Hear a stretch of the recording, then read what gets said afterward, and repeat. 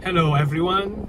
Today I'm at Masjid Putrajaya. So the Friday prayer is about to start. I'm just gonna show you guys around the area. So yeah, let's go.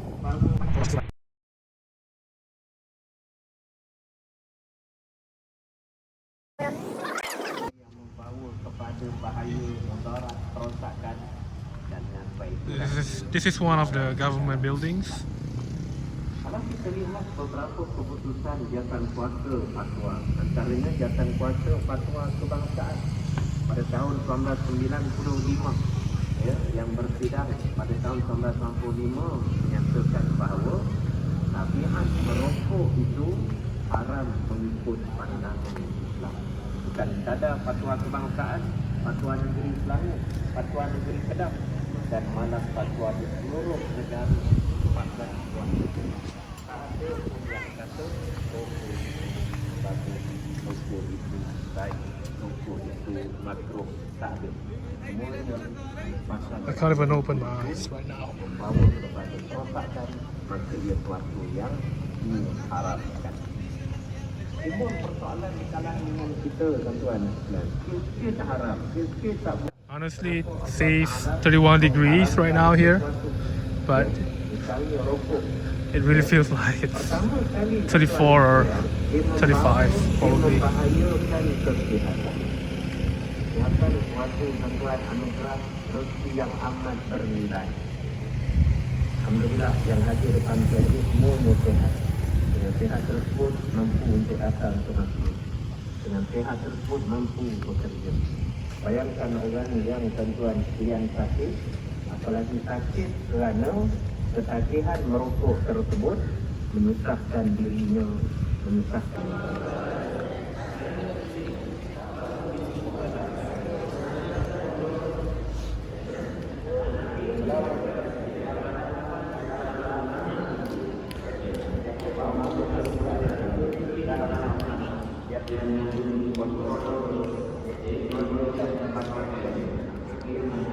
I wonder if I should walk past here. It's probably gonna be a bit hot. Oh yeah, it is hot, but I think it's quite bearable. Actually no, it's not hot here. Shit. Oh wow, it's so hot.